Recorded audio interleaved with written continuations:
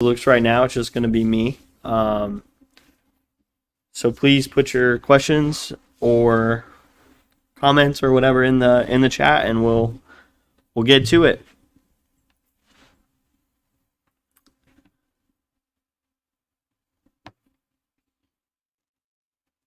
Good morning. Good morning.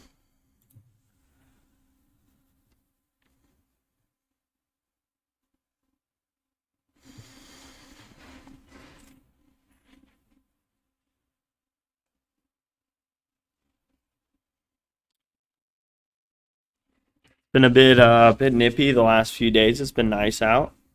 Um, it gets to be nice, I think, when I left the house this morning. Good morning, Bob. Um, it was a little cool the past few days, and I'm not a big fan of the cold personally, but when it gets up, in the mid 60s, it is wonderful. A little bit of breeze. I quite like it.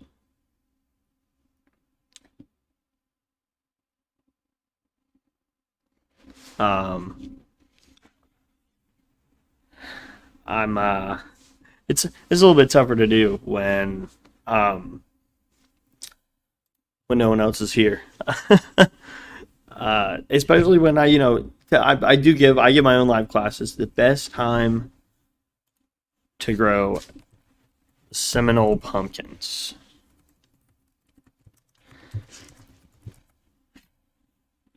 I want to say that a lot of those Bernie needs link. I emailed it to his personal email. I don't have his other one. Um,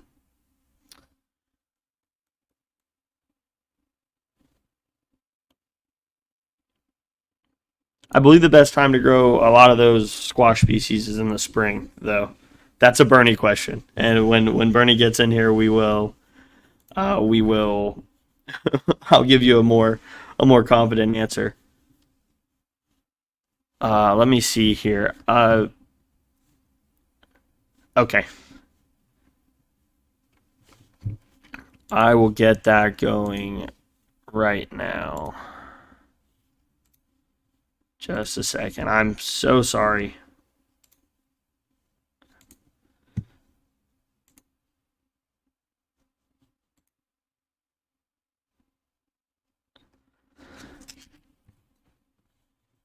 I'm working on it, working on it.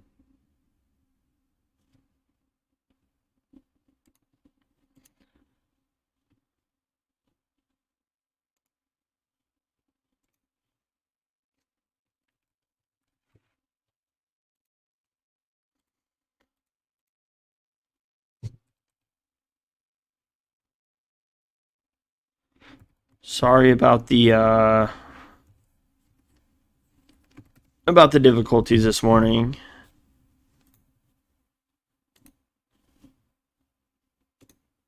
So I just sent that invite. Hopefully you can get that to, and that was undeliverable. Wonderful. This is fantastic. I'll try again. I think I have your Hernando County email address.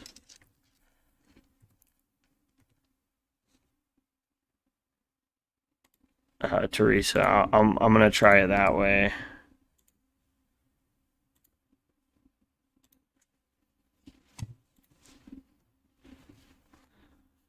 But when I send it to that the email you put in the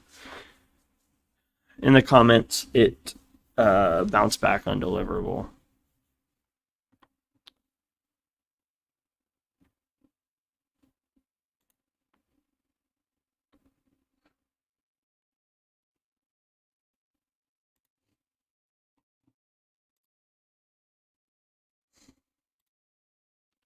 Okay. I'm going to Facebook message you the link. I think that's probably the best way to do it through the page.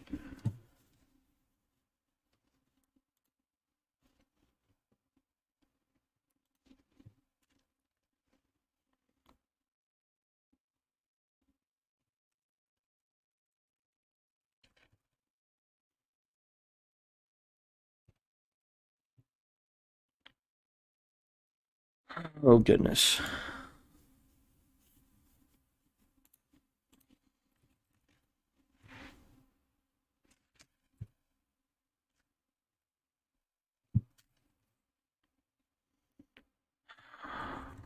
I'm doing my best. I sincerely apologize.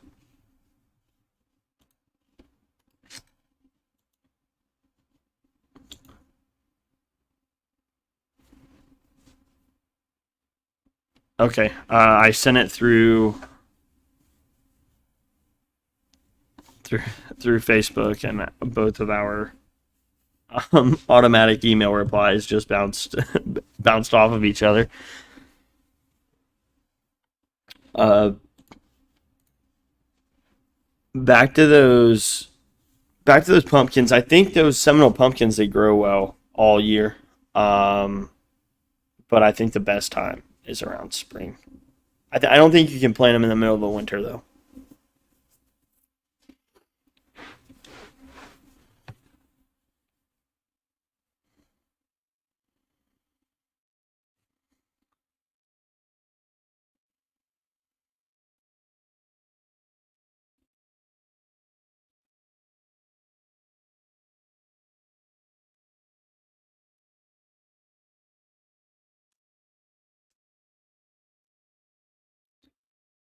So Anne says that she plants them in the spring as well, and that's so I've never personally planted planted Seminole pumpkins, but I trust you guys is I trust you guys enough, and I'm sure when Bernie gets in here, he will elaborate on that answer.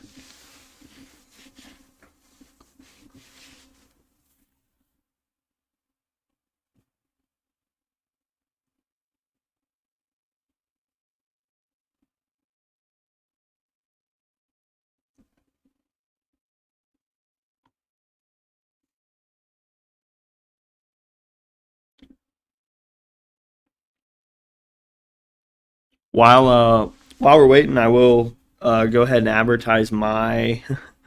I'll do it again at the end, but advertise my classes that I do on Fridays. They're a little bit more structured than this, just because obviously, as we can see, if I don't have anything set up to talk about, it can be a little dull. So I'm going to be giving a class tomorrow at 10:30 on uh, shade gardening and what you can do in shady spots in your yard, especially ones that are um, tough to grow your normal turf grass in. Okay, we have Teresa here.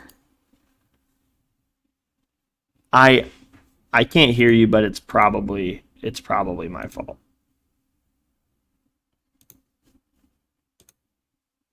It's definitely my fault. It's not. Oh my goodness, this is going every way possible, giving me issues. I'm so sorry.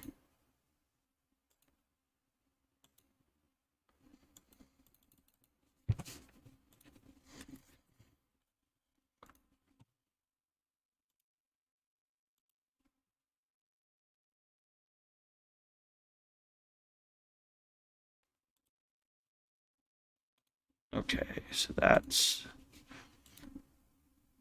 that.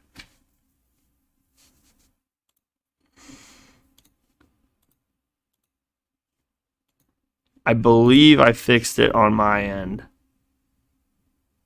I can't hear you still. Oh my goodness. Herbs will do well in a shaded area. I am not. That's a Bernie question again. I'm sorry. Uh, it still might be.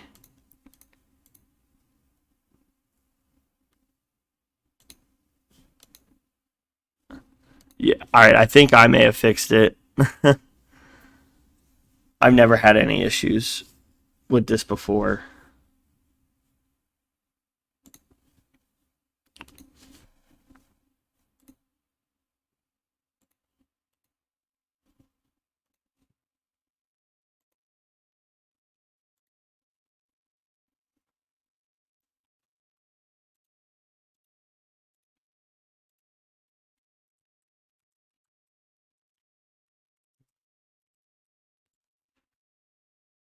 I know that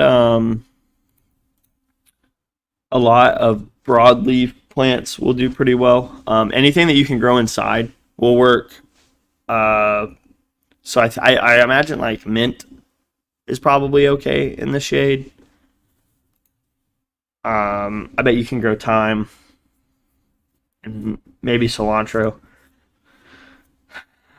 but that once again, Bernie will probably be able to give you a better answer.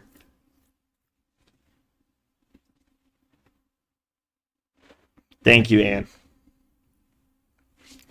So she gave a pretty good explanation here.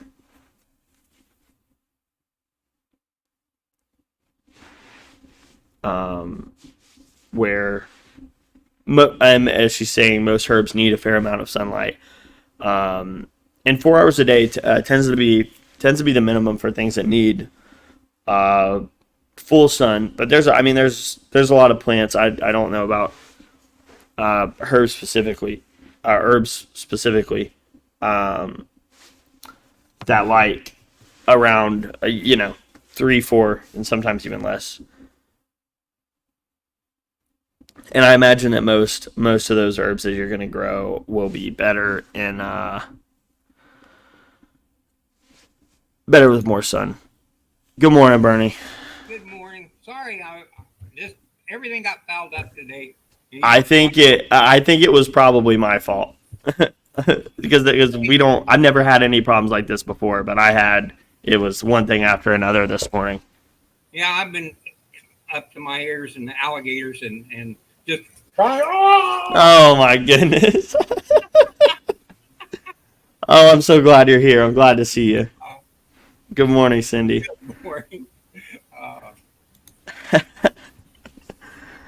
Oh goodness. We've had a couple questions that I haven't had the best answers to, so maybe you can let me know if I was right or not. We had best time to grow Seminole pumpkins. I don't know the answer. Oh goodness. We will have an answer shortly because Teresa's going to look it up. Great. My guess I thought you could grow a lot of those squash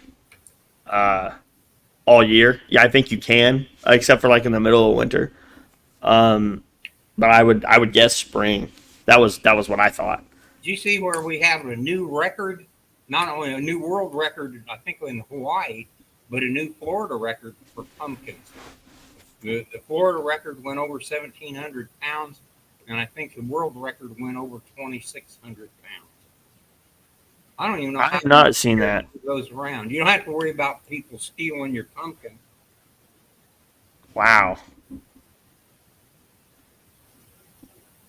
Yeah, this guy's got 1,000-pound pumpkin. Yeah, a lot of people have grown 1,000-pound pumpkins, but only one guy has gone 2,600 and something now. So. That's a lot of pumpkin. I don't know if anyone would ever need that much pumpkin. You can make a lot of pies. Yeah, I bet you can. I bet you can make a lot of pumpkin pies. I'm not a big fan of pumpkin pies. Not for me. Okay, the absolute best pumpkin pies that I've ever had were the ones that were made from the recipe on the pumpkin can. And it makes a great pie. And I'm just amazed. You would think that maybe fresh pumpkin or something would do better. But I really believe that the pie people, I think it's Libby's pumpkin pie, Libby's canned pumpkin, they have perfected that thing. They've got a recipe that really works great. There are a lot of people that listen to this thing that have great recipes. And that would be a good thing at some point to get everybody to send in one family recipe from their group. We could compile them all and put together the cookbook of recipes from call it Dr. Bill's Fans Cookbook. And, There you go. And I think we could have a really great set of recipes. There's some some delicious things being cranked out by these people, I'm sure. No, yeah, I know we have quite a few family recipes in my family. They bake a lot. They're bakers. They make a lot of cakes and cupcakes and cookies and bread. That's my mother and all my grandmothers have made all kinds of cakes and bread. Yeah, my family actually put out a family cookbook one time, and went through it, and the best recipes were the ones my grandmother had. She was one of these people that was raised on a farm in Missouri. Mm-hmm. They learned to cook everything. They learned that they canned everything. They grew it all. I could remember visiting when they lived on a farm in Indiana, and these big copper kettles going on the back porch, drying corn and fixing dried corn. And I loved that stuff. It was really great. And everybody in the family got 2 or 3 of these little jars of dried corn, and we would have corn through the winter. And people just don't do those things anymore. Convenience is become the replacement for knowledge. Uh, Yeah. Well, I think a lot of times too, where you've worked all day and you got to come home and it's already 6 o'clock by the time you get home. It's like, man, I know a lot of times I don't feel like making anything that takes a whole lot of time. So convenience is only so many hours in the day. but I'll bet if you took all the hours that they spend on their phone on Yeah. those as what hours learn to cook, not only would people be a lot smarter, they'd probably be a lot fatter, unfortunately. That would be maybe too much eating. I know that when I moved home from college and lived with my mom for a little while and went back to having home cooked meals every night, I definitely gained a little bit of weight. Yeah, if they make a really neat recipe they want to share, send it to us, and put it in a little box down there, and Sure. we'll get it on the air or show everybody one of these great recipes. I'm sure there's a lot of them that everybody, and a lot of times some of the really simple things are really, really good.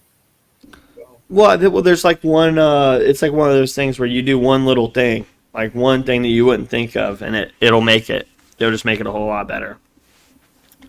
I started putting cayenne pepper in my macaroni and cheese, like when I'm making it. If I make homemade macaroni and cheese, and for some reason that just makes it a world better. And I would have never thought to do that. I read it somewhere online and was like, I'll try that. Now I have like some like low heat mac and cheese, and it's pretty good. yeah, I think that the story behind Kraft Dinner is really neat. That there's a program that runs on the things that made America great, and the foods that made America great, and the beers, and they cover all kinds of things. Hmm. But they gave the story of macaroni and cheese, and the woman that actually came up with the recipe used this powdered cheese, and they had a warehouse that was full of powdered cheese that they had bought surplus from World War II, and it had been sitting in the warehouse for 15 years. Mm. They had all this product, and it gave them a place to move this 10, 15-year-old cheese. And Hmm. and that's one of the things where that everybody likes Kraft macaroni and cheese. So, Yeah. I think everybody grew up on it. So Oh yeah. mainly because it was cheap and it was nutritious. And Hmm. now nothing's cheap. No. Well, I mean, I think you can still go to like Publix sometimes, and when they run the deal on the Kraft mac and cheese, it's like 4 for $5 or something like that. I know, I know it was a good feeling when I finally got got a job and I could buy Velveeta instead of the little blue box. I was happy about that. I felt like a high roller. Been We having Go ahead.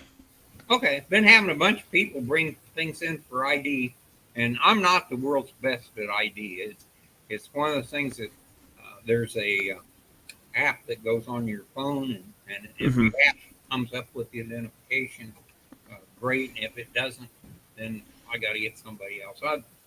I'm great at the technical end. If you want to know about sod, grasses, you want to know about soil tests and those kind of things. That's where I'm pretty good. But when it comes to IDing plants, I'm really terrible. So I came in this morning and there's about 10 things for me to ID. And the diseases are really neat. I love diseases. So I had a leaf off of a house plant, stuck it on the under the microscope, and it was obvious that something had been working on the leaf, scraping the top cells off. Went around finally on this big leaf, found one little dead aphid, so I knew what was going on. But I really enjoy those technical kind of problems. And then I had citrus leaf with greasy spot, and Hmm. greasy spot usually starts on the bottoms of the leaves. They get all these little brown spots, and then the spots eventually start showing up on the top of the leaf. But you can take and poke these little spots while you're looking at it under the microscope, and there's a little liquid. And those things blow in from spores, and people have no idea how much stuff blows in. Uh, if you take a glass of water and put 3 little rice particles in the water and just set it on the table in your house, in a week you'll have a bacteria culture that Hmm. is so heavy you can see it with your eye, and all that stuff came in the air. I mean, those Hmm. are things that you're breathing and landing on all your food. So obviously, those things for the most part don't bother people. If they did, well, none of us would survive. So Hmm. Yeah, I always think it's super interesting how there is bacteria everywhere, and unless you're in a sterile laboratory environment, you're surrounded by bacteria. They're on your skin, they're in your belly, they're absolutely everywhere. And I always like to think like there's a little experiment you would do in some of your science classes at school where it's like, oh, you'd swab the keyboard of a computer or the screen of your phone or whatever and go grow a culture off of it. Just be like, yep, that thing is covered in little bugs. yeah, unfortunately, Florida has one of the greatest climates of any place in the country. Maybe Louisiana is even better than we are for fungal problems, but there aren't many places that have the constant summer moisture, high temperature. Hmm. You know, the, you just can't ask for anything better. These little dark nights with the moisture sitting on the plants and the fungus growing like crazy. So The warm and the wet, that's fungus and or fungi and bacteria. Love it. We got a question here: how to treat leaf miners in a lemon tree? that's one of those problems that doesn't have a good answer. The thing that happens is leaf miners come in, they fly in, they lay the eggs. The egg hatches tunnels into the leaf, and they're inside the leaf. When they get to the end of the tunnel, they become an adult and they fly away. So all the time they're in the leaf, none of the chemicals will get to them.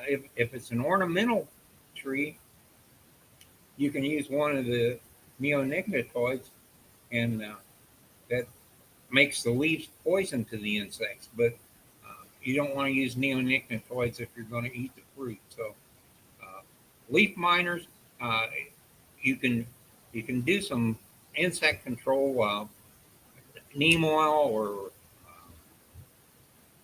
copper-based fungicide works great. Well, for citrus, those are good things to apply, and they do tend to slow down the amount of leaf miners that you get. But for the most part, unless they're unbelievably severe, your best bet is just let them go. The rest of the leaf is still uh, producing. It doesn't lose all of its chlorophyll. It only loses some. And the leaf miners generally are not swamping the tree. They're not overcoming the tree's ability to continue along. And it is one of the things that unfortunately we do have in Florida. In California, they've taken some really uh, drastic actions because the problem got super severe. But we have not really been uh, infested to the point where it's killed production. And unfortunately, with the citrus greening the way it is, we don't have much citrus production to speak of anymore. So Hmm. it's really sad. We've got 40% of our previous uh, citrus production and going down. It's going to get even worse than it is before it gets better. Do we have any other common uh, plant problems that we see where you really can just let them go, that they're not really causing a huge issue? We have a lot of those. There are a lot of plants, and especially with trees. A lot of things happen to trees that, if a tree's 50 feet tall, you're not going to spray it. You're not going to be able to do anything about it. So everybody's familiar with the little caterpillars falling out of the oak tree. Uh, that's a problem, and it's really a nuisance. But the truth is, there isn't any way around it. It's just not practical. You'd have to bring in a aerial spray setup, helicopter come in and spray your tree at a, Bucket truck or something, you know yeah. at a cost of thousands. Uh, when the damage that the caterpillars do when they fall on the ground, although it's annoying, it really isn't economically sound to do anything about. We have a lot of those kind of things. Hmm. Yeah, I feel like people are very quick to a lot of times with insects is to, oh yeah, we're just going to spray it down and apply pesticide when really that insect's not doing anything that's overly harmful to the plant itself. When like the insects are the base of a food pyramid there that you have between all these animals, and if you kill them all, then you're going to lose their ecosystem services and all the other ones as well. So maybe don't treat every insect you see. We shouldn't get rid of all of them. Yeah, if you have a magnolia trees, the leaves usually have uh, so many problems by the time they fall off that if you Hmm. just pick up one of the leaves, you say, "Oh my God, this tree really needs help." Well, it doesn't. It gets rid of that tree. The new leaf comes out. It's fine. Eventually, it gets to where it's really bad, but and then it just grabs the leaf, throws it on the ground, and it starts over again. So. Uh, Especially the trees that are native, they're survivors because they survive these common things that happen. They Hmm. don't mind them at all. That's just part of living in Florida. But if you come down from up north and you've never had those kind of things, it does present a really annoying problem. Um, you know, the grass thing is a problem here because you can't grow the grass that you did up north. The tree problem, you can't grow the things you did up north. You can't, and people use this. I can't do what I did up north, but they keep forgetting what we do here. You can't do up north either. So, Hmm. uh, if you really want those things that you did up north, then unfortunately this is the wrong place to be. Yeah. If you like Uh, shoveling snow, you know that You don't get to shovel snow here at all. That's terrible. Mhm. Well, and like you're saying, there's unique opportunities down here that you don't have, really almost anywhere else in the country. But I mean, this is one of the only places that you can grow like real deal tropical plants that you can't. I mean, yeah, you go to Ohio and try to grow, I don't know, a kunti or maybe a mango or something. It's not going to happen. Yeah, the neat part about it is you can do tropicals here if you don't mind the inconvenience that you incur having to protect them Hmm. 3 or 4 times a year. So, you know, uh, if you go from Sarasota south, you don't even have to bother covering them except maybe every third year or whatever. So, I I think that there's just some great things that you can do. Um, the plants that do grow here seem to grow pretty easily, so it doesn't take too long. Uh, if you get just a little basic, you can do a heck of a lot. Uh, Frangipanis, the tree that the Hawaiians make the lei from, Hmm. those are kind of neat because not only is it tropical looking, uh, it's probably the easiest thing going to propagate. You grow one of the trees, it gets 2 feet tall. You go out, snap the top foot off, you put it in the pot, it grows, makes another tree. Where you had the top snapped off, it doubles, and you now have 2 branches growing. Next year, you snap both of those off, put them in pots. You can keep going, and in 3 or 4 years, you can have the entire yard filled with trees. So it's really kind of neat. But there are, I suppose, things like that in Indiana, but I don't remember them. Being up north, uh, we grew better tomatoes. I will concede that you don't grow great tomatoes in Florida. Uh, those big old tomatoes that were really ugly and all misshapen, and you walked out in the garden and you took your salt shaker with you and you took a bite out of the tomato and you put salt all over it and you took another bite, and when you went back in the house, your whole face was covered with tomato juice. I remember those days. That was great. And you won't do that here. We can't grow those tomatoes. We don't have a long enough season.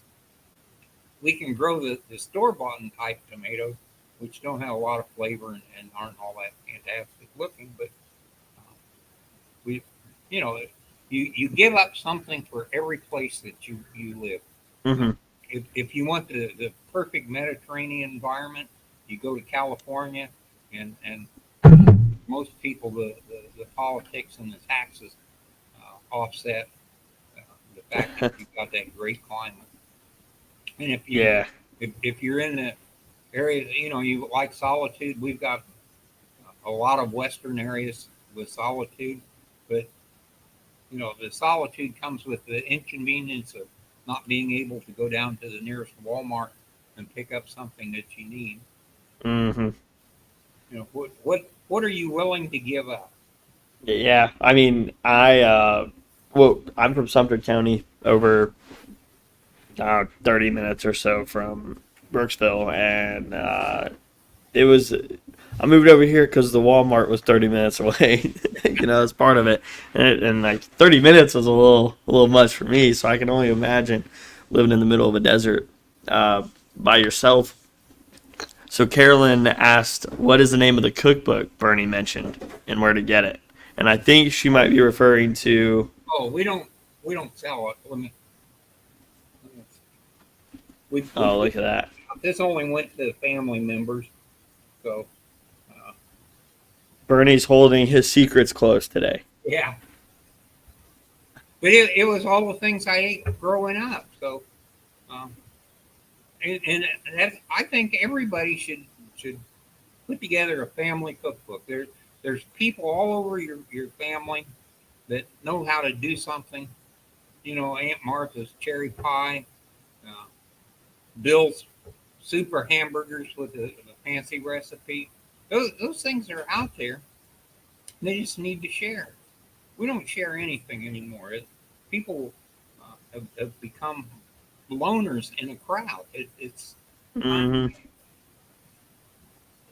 That's a big problem I see with people my age. Honestly, it's they're around people all the time, but they're super closed off. Don't want to talk to nobody. Don't want to be friendly. I don't.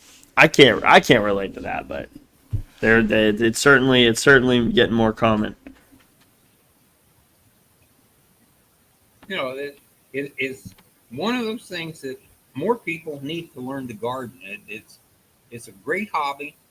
Uh, it gives you a tremendous education on a lot of things. You learn about uh, fertilizers, and so that's some chemistry, and taking care of the soil. That's a little more chemistry, and taking care of living things. It's a life's lesson. The things you learn taking care of plants, you can use if you think about them.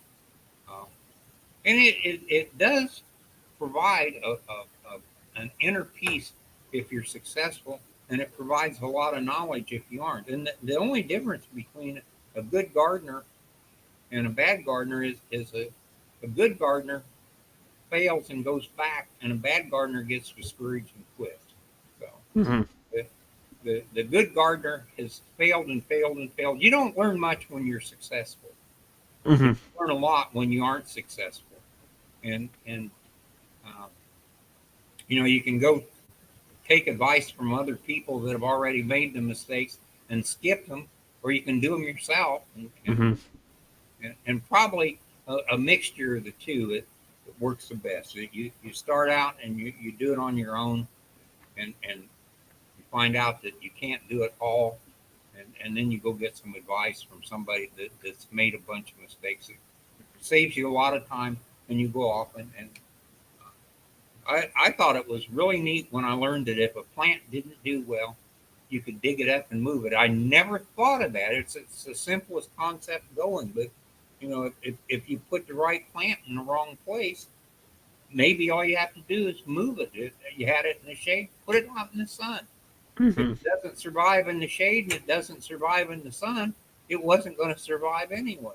Yeah, So that is that is something I don't think you'd realize until you really thought about it. Digging up a plant, moving it. We have a question here from Pam. She says that her sweet potatoes are about ready to be pulled. Could I get away with putting white potatoes in next? Is this the time of year? I think it's the wrong time of the year for white potatoes, but I'm not positive. I'm not. I'm not that person. But we'll find out before this is over. We'll let you know. Sure. Teresa, would you get us something on raising potatoes?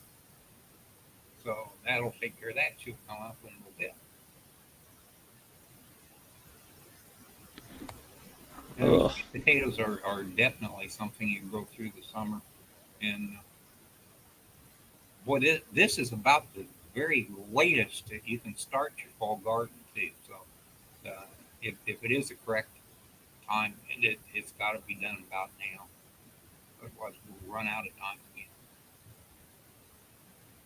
So she has them sprouting in the kitchen and just just hope. Well, hopefully we'll have an answer for you If, here if they're sprouting soon. in the kitchen, I'll bet they would.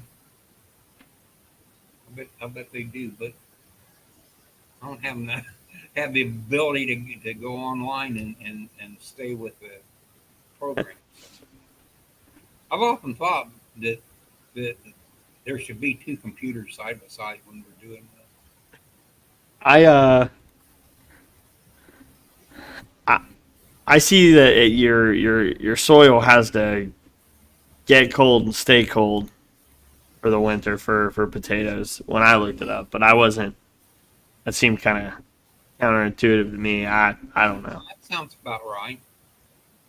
So if you can count on it being cold for a while, I suppose. Uh, my snow peas and peas are getting 5 to 7 inches tall. What do you know about growing peas, Bernie? They do great right now. They should be in the ground outdoors.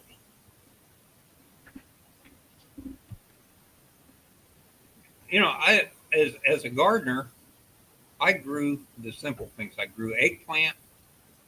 I grew tomatoes. I found out that tomatoes are one of the fussiest things growing in Florida. When you get to where you can grow tomatoes 4 out of 5 years, then you become a gardener. When you can grow them every year, you become a great gardener. So that's one of those things.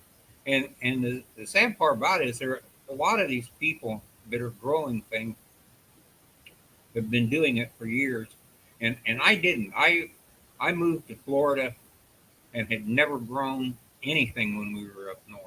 So it wasn't until I moved to Florida and wanted to do some landscaping that I tried to grow things and found out you can't just put plants in the ground. We went spent a lot of money, bought plants at the Lowe's and Walmart type places, and Mm-hmm. at that time it was Kmart was the big one in Brooksville, and I bought a lot of plants from Kmart, and there was a nursery not very far from us that was run by a park, and they didn't know too much about the plants. They just sold them, and so we planted a lot of things and it died, and we planted more things and it died. And in desperation, I took a course at the extension office, and that was when I found out I really knew absolutely nothing. I thought I was dense before, but after taking the course, I realized I absolutely needed to learn something. But that was where I learned that if you planted it and it didn't survive, move it and see what happens. Well, I can remember going home and we had this one plant. We moved it 4 times, and it finally was successful. And I was really excited because that was, to me, the first thing I ever did that was something a gardener should have done. And Mm-hmm. so that was my beginning. And then I retired not very long after that, and took the master gardener class. And I really liked citrus, and I got very involved with citrus. Mm-hmm. And then the big problem started being lawn. And we had some very smart people in the extension, and had Dr. Strickland and Jim Ball, and both of them were very knowledgeable. So I picked up the technical end of what was going on with the grasses. There are only a very limited number of grasses that grow in this climate. Mm-hmm.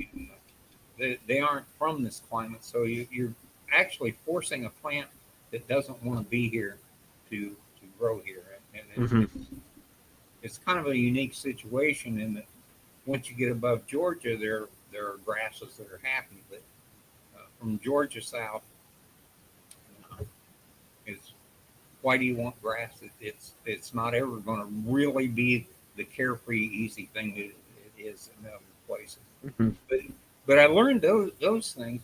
But I was not really a great vegetable gardener. I was getting to the point where getting up and down has become a problem. Well, 10 years ago, I had that problem with my knees and not wanting to get down. And today, if I sit down, I'm just an old man. I admit it. I sit in this chair for an hour.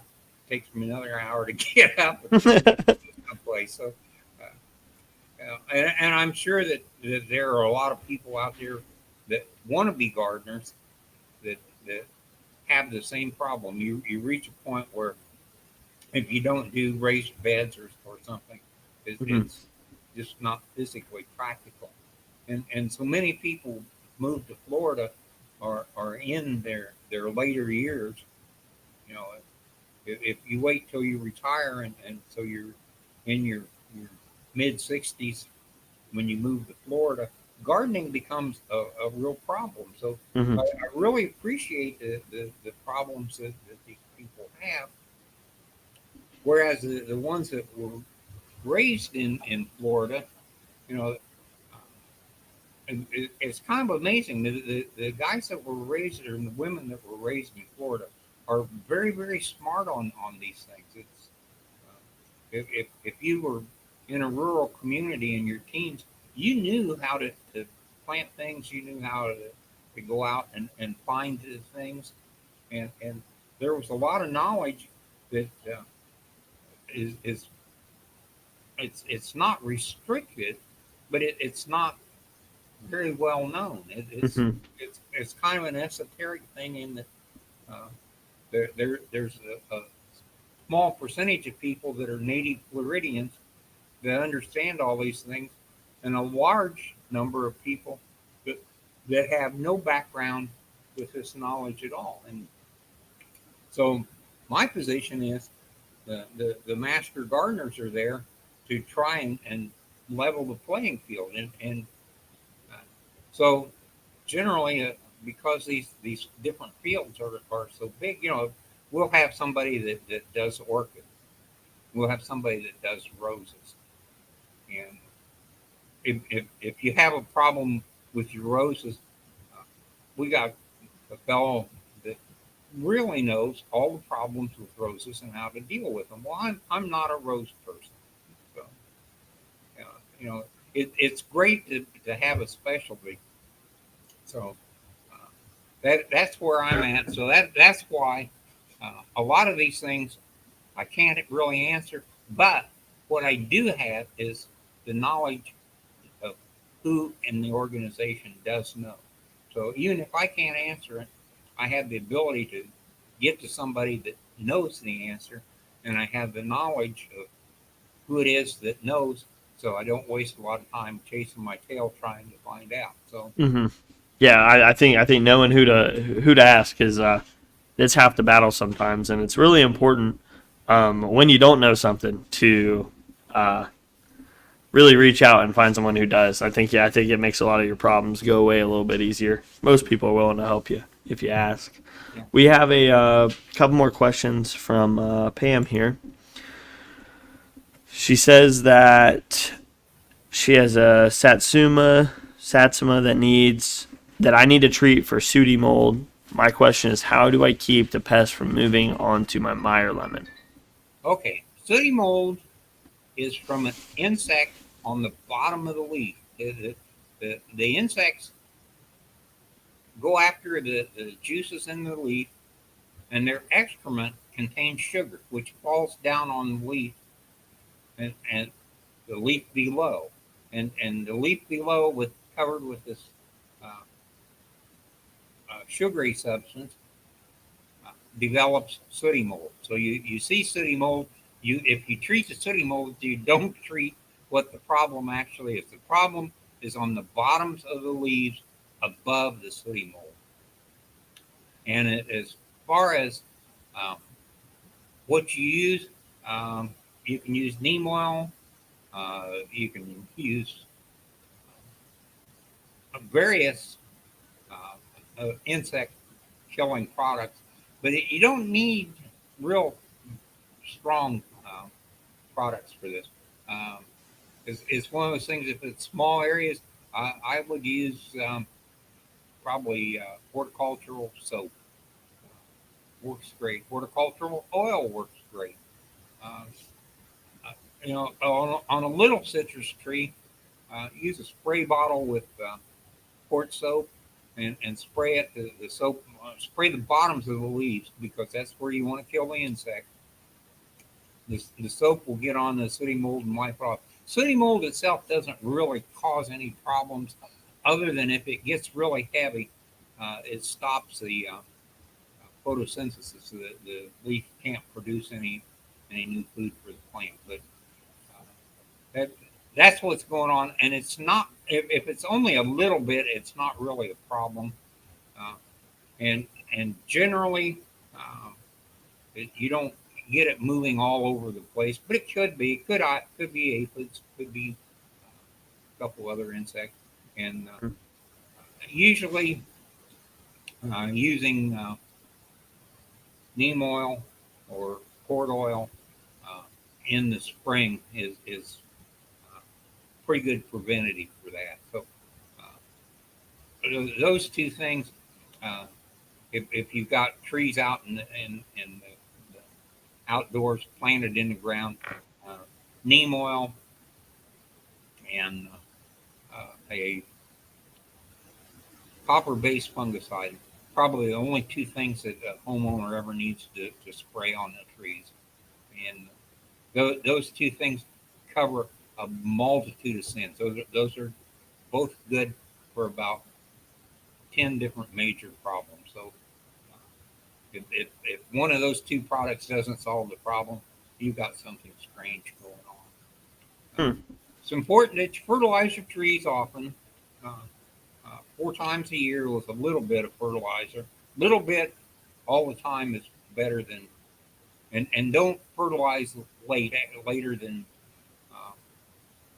right now. This is the end of the time you could fertilize a citrus. You don't want to keep them growing through the winter. You want them to go slightly dormant. They don't go completely dormant, but they shut down a little bit, and it keeps them from getting any damage into in the spring. So that's it on citrus. They're pretty easy to take care of. She had another question. Was she's left that Meyer lemon unpruned, and what does she need to know, or when to prune it and how to prune it? You prune it now. Depends on what you're wanting to do with the tree. I'm a believer in letting them grow. Meyer gets reasonable size. If you don't want that, if you want to keep them chopped back, don't take more than 20-25% of the tree off at any one time. Only do that once a year, and don't do it in the winter. The thing about it is when you prune citrus in the winter, it puts it into grow mode, and the new growth is tender. So if you prune it in the winter and then you get a freeze of any kind, it damages the new growth. So I would say if you really want to prune it, do it in September or March. Okay. We got another question here from Carolyn, and I actually know this one. Can you eat the berries of an American beauty bush? And you can. You don't want to. They do not taste good. That's the flavor. They don't hurt you at all. They're perfectly acceptable to eat them. But I know people make they make like jams and jellies with them. You can also make wine out of them. That I've had wine made with those beauty berries, and I thought it was all right. But I would not eat them. I would not just pick them and eat them. I think they just don't have any flavor whatsoever. I thought they tasted like eating tree leaves to me, but ugh. So we have another question. So Cindy asked, "How do I prune and when do I prune a hibiscus? The trees, not bushes." Well, I was trying to think on that. That's one where I would wait and prune it in the spring because there's a good possibility. I don't know where you live, but if you're in our area, they'll get serious damage from the frost, and then when you prune it in the spring, it's going to start growing anyway, and it doesn't really hurt it. Yeah.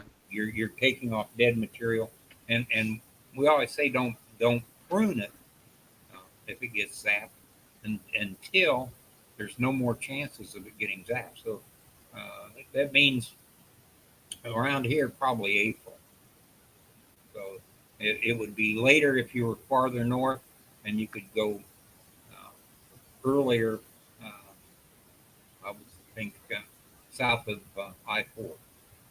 And that's I think that's a common theme with a lot of the trees. If you prune them, normally they really get ramped up to start growing. So I think a lot of the time it just ends up being you just do it in spring when they would normally get into that big grow mode. Um, Makes a tasty jam, the hibiscus sabdarifa. How about that? There's a lot of things that are edible that um, the berries on a pendo palm are really quite tasty. I kind of like those. They remind me of loquats. Of course, loquat trees, the loquats are edible. Um, I've got guavas. I love my guavas. Uh, so do the deer. So about they're ready, it becomes a fight between me and the deer on who gets them first.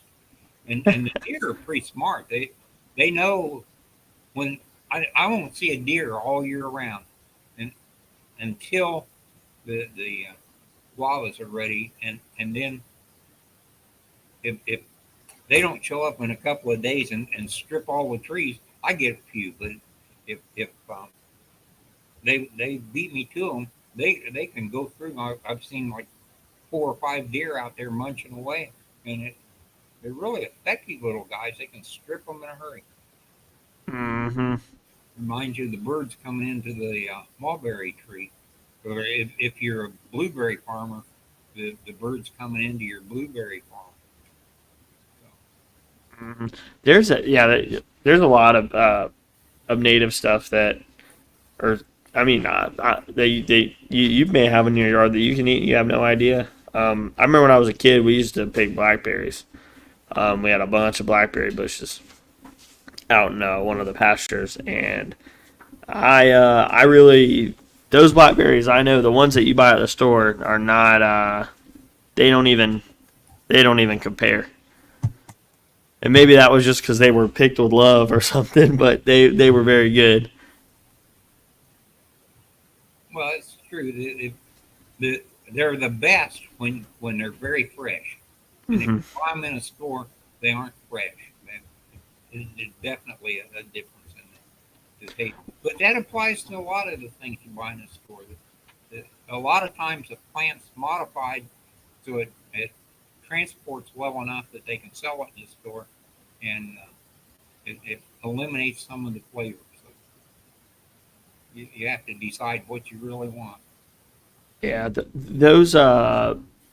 the individual fruits on those berries that you buy in the store are a lot bigger than the ones that I remember picking, or that you can just pick anywhere. And they seems to me like the flavor is a little bit not. It's just not as much there. They kind of taste a little watery in comparison to the little ones. Strawberries are a plant that way.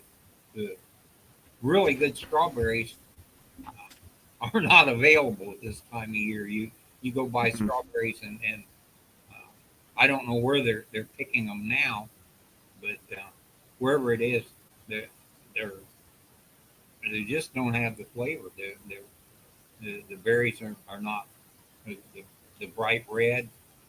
It's like all the berries have been picked too early, and yet they still rot quick, so they must be pretty well done for that variety. Yep. Thanks for both of you sharing your experience and your knowledge. I enjoy it and learned a lot. I think that's a wonderful place for us to end today. We're getting close on time. Yeah, and that's why we do it, is to share what we know. Kind of use our overlap in knowledge. There's some things that I might know about that Bernie may not, and there's plenty of stuff that Bernie knows that I definitely have no idea about. So you'll see us here every Thursday. Bernie's got his gator there. I hope it doesn't get him again. It was a little scary when he came in. So I'll be here next Thursday. I'm sure Bernie will, and I bet Bill will be back. We have, if you want to see any of the Hernando Extension offices stuff, you can visit the website on the banner right now. If you're interested in Florida-friendly landscaping, you can contact me at this email address or at any of my social media, and my links are right there on the screen right now. And with that, I think we're done. Bernie, you have anything else? I'm done. Alrighty. Well, you guys have a great rest of your day.